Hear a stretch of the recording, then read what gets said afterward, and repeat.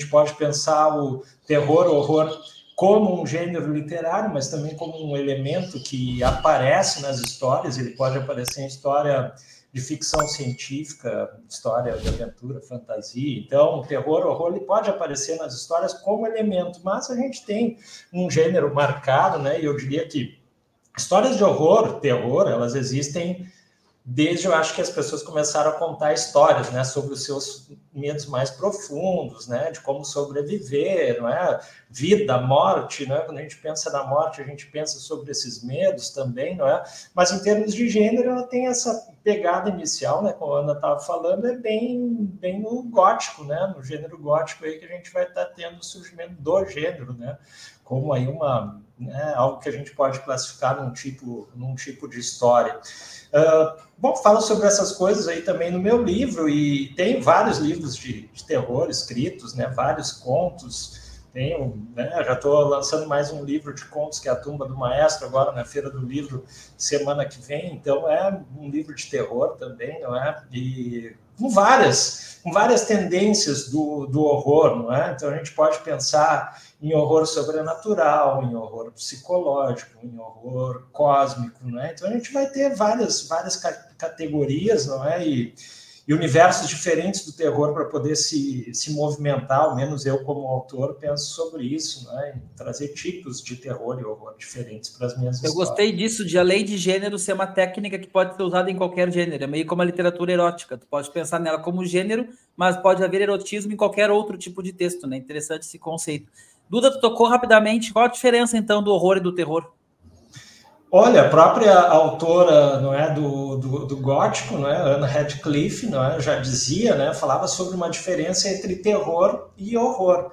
Não é? Então, o terror basicamente é aquilo que faz com que os nossos sentidos fiquem tensos a tal ponto da gente conseguir reagir a alguma coisa terrível. Não é? Se a gente pensar no horror, a gente vai estar pensando em alguma coisa que acontece uma ação contrária, ela nos congela, né, a tal ponto da gente não conseguir reagir, não é aquilo que a gente está vendo, que a gente está presenciando.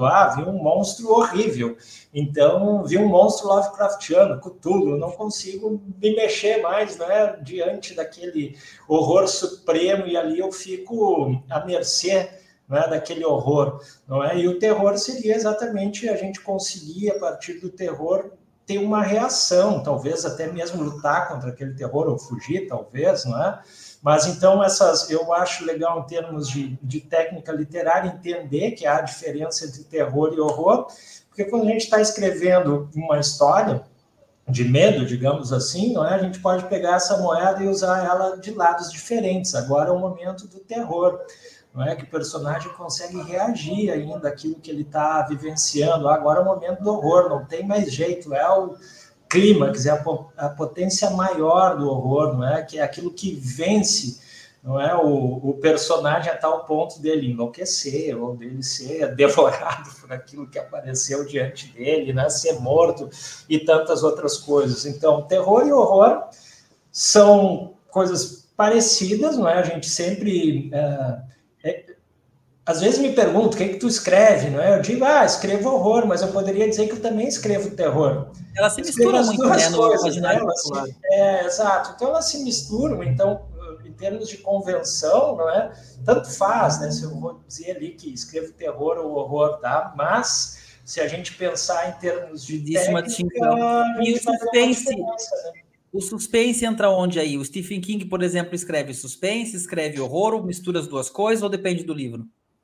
Suspense é uma ideia de thriller também, algo que vai aumentando eu gosto de pensar, pense em videogame, né? Vai jogar um videogame, tu enfrenta um personagem facilzinho no início, e depois tu vai enfrentando outro mais forte, tu vai chegando lá no chefão.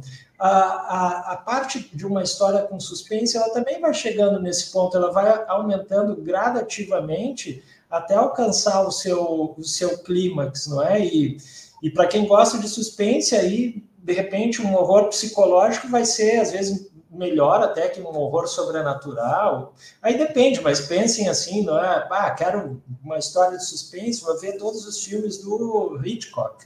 não é? Vai ver os filmes dele e tu vai entender como é que essa questão de ir crescendo, né, um problema, algo que não vai sendo solucionado, né, em determinada medida para o personagem, vai aumentando o perigo, né? A ideia de perigo ela aumenta a cada momento, né? O personagem X, o detetive, indo atrás de um inimigo, não consegue descobrir ainda quem ele é, e daí o serial killer mata mais uma pessoa, e daqui a pouco começa a perseguir as pessoas, né, que são da família dele, e depois ele, então o perigo aumenta gradativamente. Isso, o suspense vai trazendo isso, né? Um aumento gradativo desse problema, desse perigo, da tensão, não é? E aquilo que vai levar ao clímax da história, não é? Então, tu, assim como um leitor ou espectador, não é?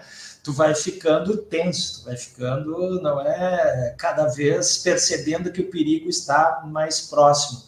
Diferente, por exemplo, de um filme de susto, né? Que a todo momento vem ali alguma coisa por trás de ti, tum, pá, era só um jump scare, né? Era a mãozinha de um amigo batendo nas costas, né? Do fulano X e tal, né? Então, suspense tem isso. Tu falou no Stephen King, o Stephen King é o cara que é um cara da geração que é leitor de história em quadrinhos, não é? De história em quadrinhos, de terror, de literatura pulp. Então, ele escreve muita coisa, escreve terror, horror, suspense, ficção científica, policial, ele mistura todas essas coisas em função da grande leitura que ele fez, não é, desses autores populares, coisa que aqui a gente está começando a ter cada vez mais autores em todas essas áreas, né? Mas o Stephen King ele é um modelo de escritor que deu certo a partir do popular, das leituras populares que ele fazia, né? Então tem suspense, sim, mas só, né, falei no Hitchcock, um dos principais livros, aliás, uma das principais histórias dele é Psicose,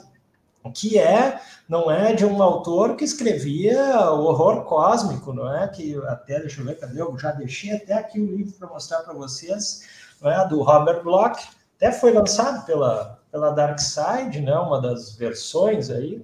Então, esse aqui é um livro imperdível para quem gosta de suspense e não tem nada de sobrenatural, mas continua sendo terror, porque é um terror, né, realista, um terror que está relacionado a um personagem, não é? Quem já fazia isso era Edgar Allan Poe, tá? Mas, digamos que mais modernamente, assim, vai entrar nesse grande livro, ele vai romper essa barreira e depois aí vai começar a ter tudo quanto é história de serial killer, criminosos, e o suspense não entra só nisso, né?